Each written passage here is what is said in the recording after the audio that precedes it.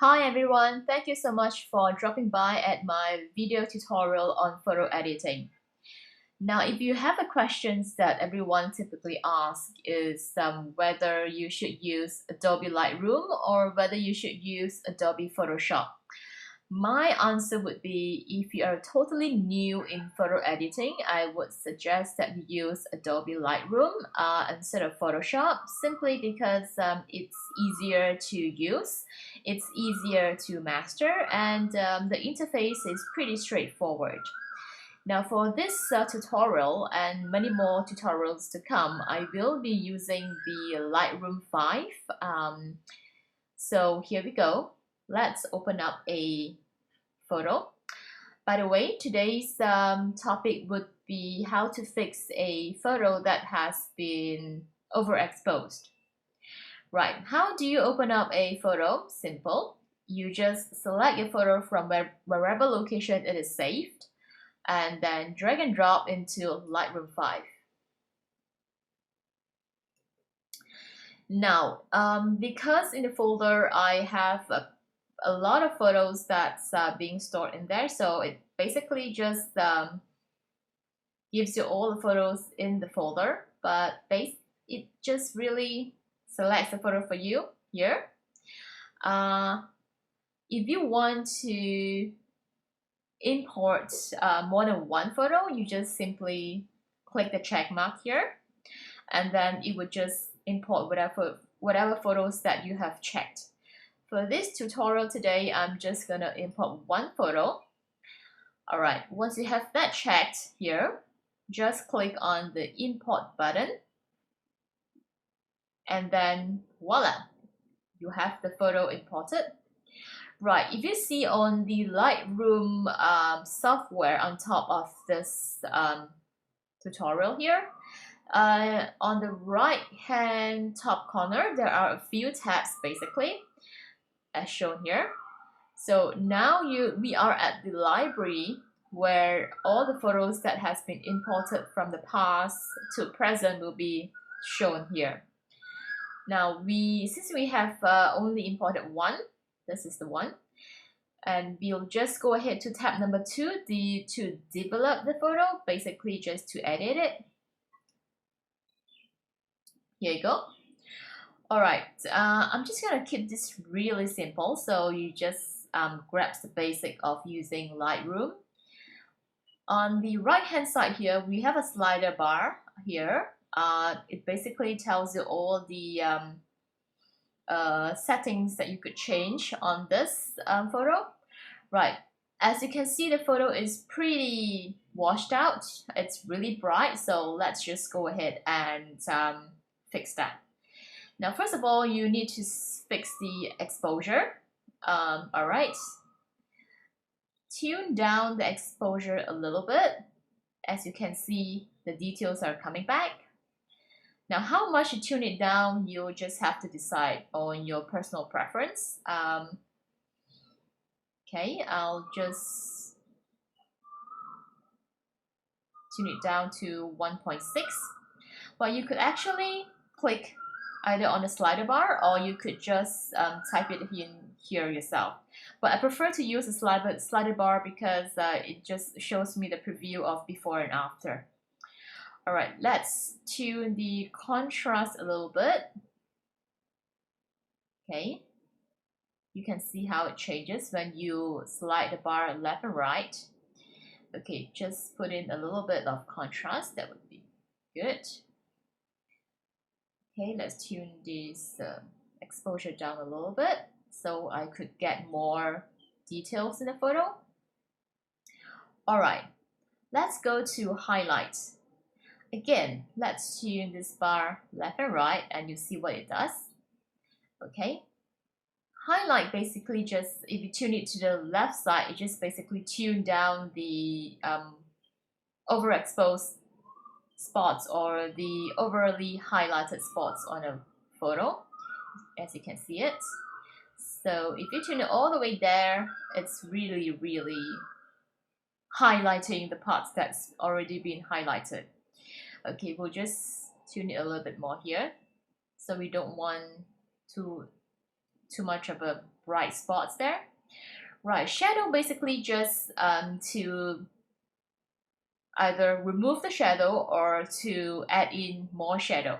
Now I personally like to just tune the shadow a little bit because I want to have the contrast tone where some of it is highlighted and some of it is shadow, so that the photo actually pops a little bit. All right, as you can see how this shadows goes up and down. All right, so this is the shadow. I want to tune it down a little bit because I want to have some contrast in the photo.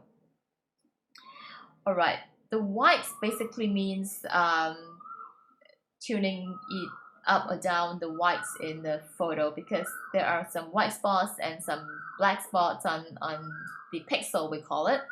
So if you tune it down, this is what you're gonna get. If you tune it up, this is what you're gonna get. Right, so I encourage you to actually play around with the sliders to gauge where you'd like to have the slider being placed. So I'll just put it somewhere around there. Black is actually to enhance the black pixels here.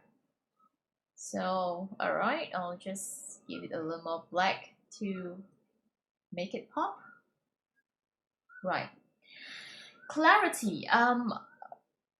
Clarity basically just to, it's kind of like a sharpen, but not exactly sharpen. It's just to give the photo a little bit of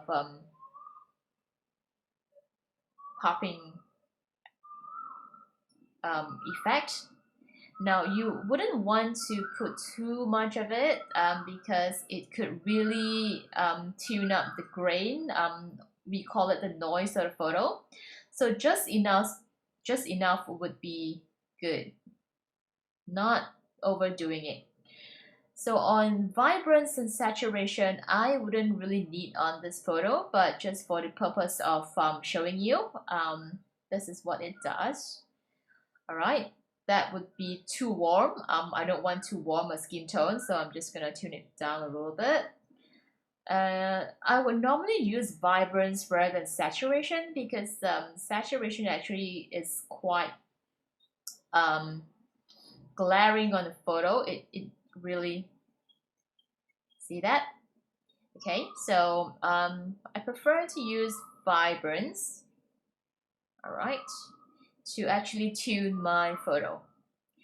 Okay, tone curve, I would not recommend that you use it. It's a little bit on an advanced level and it could actually screws up the whole photo if you don't know how to use that. So I'm gonna skip this tone curve and this to control below. Let's skip all this and then let's go down to details. Right, sharpening. It just basically just tells you how much you want to sharpen the photo. I really do not recommend to increase a lot on the sharpening slider bar because it could really create a lot of noise or grain. So basically if you have a very good photo, I don't see that you would need that. Right, what does this exclamation mark does? It just basically zoom in for, you know, to have a look at the photo here. So this is kind of like at 100% zooming in. All right, if you want to undo the zooming, just basically click anywhere in the photo. It just goes back to this fit to screen view. All right, radius. Radius basically means how far you want to go in terms of a radius where you want the sharpening to go. And details is to actually bring out the details in the photo. Well, I would not recommend you to use a lot as in to push the slider bar all the way to the right on this sharpening because it can really cause a lot of noise. Of course, on the next one, noise reduction, you basically, let's say if you have a very grainy picture, you could just click a little bit on the slider bar here to reduce the noise. Just zoom in and have a look at some of the grainy part of it. Alright, if you don't have a lot of grains in the photo, I would suggest not do the noise reduction so much, because it will just remove a lot of the details. Alright, I will have to put back the details in here on this one. Alright, basically noise reduction is very much used on a photo that is underexposed, which is like kind of like really dark. But because this photo is overexposed, I would suggest that not use this noise reduction too much. Right. We'll skip on the lens correction effects. On the effects here, you could basically put in a vignette, and this is how you put it in. Alright, this is the amount that you want to put it in, and which is basically midpoint is where you the vignette to appear, how big or how small it gets. Amount is basically the amount of darkness that the vignette should have. Now you don't want to have a really harsh one, because you just really want to bring the attention to the people, the portrait on the basically the old man and the child. So I'll just put a little bit here, and then midpoint, basically just where you want the attention to go. Okay, so just put a little bit there. Roundness, it just basically dictate whether you want a vignette to be round or rectangular. You see it's pretty much rectangular here. I would normally go for round because the rectangular, it's doesn't really envelope the whole thing that I want. Alright, I just put it there. Feather is to actually smooth out the vignette here, as you can see. So I normally put a lot of feathering so it doesn't look so harsh like this. Okay, maybe it's there. And highlights, should we tune down the highlights or should we have the highlights there? So basically if you put it all the way up there, so there's no point putting this vignette in the first place. So I'll just put it here.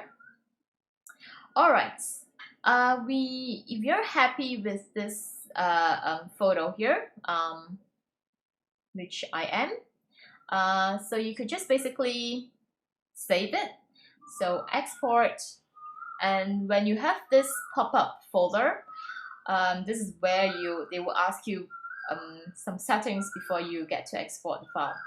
Right, do you want to export it to a specific folder? Yes, I want to. I want to save it on my desktop. If you want to save it into other location, you just basically click the choose button and then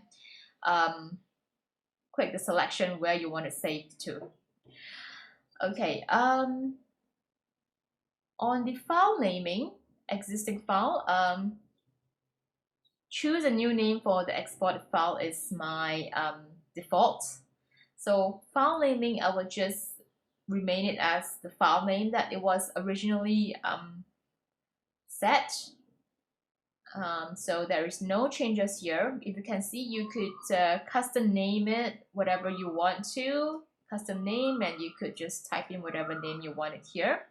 But let's just maintain the original file name that it has. Right, file setting, JPEG. Quality, I usually have it at 100%, so that if you want to resize later on, it's still good to go. Of course, you can see that there are different kind of file formats that you could use. I sometimes use TIFF because it's a larger file, and if I want to crop it, I can still maintain the pixel inside there. But for this tutorial, let's just settle for JPEG. Color space, Adobe sRGB, so I'll just leave it there. Image sizing, you could resize whatever size that you wish for. For this purpose, I'll just use it as 4R, which is 4:6. Resolution, well, 300 is actually the minimum resolution for a so-called high resolution picture. For usage on a web usage, if you want to upload into a web or something, you could actually put 72. That would be sufficient.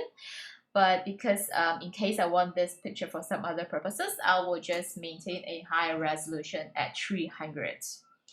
All right. Watermarking, you could just put any watermark you want. In this purpose, I do not want any watermark. And metadata, I will just remain whatever metadata inside this picture as the original one.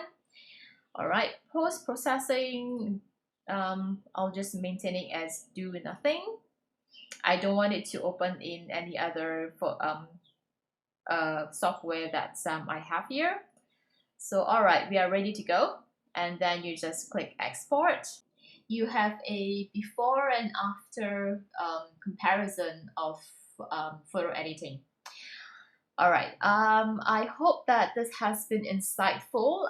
In the next section of photo editing, I will present you editing methods to fix and underexpose photo.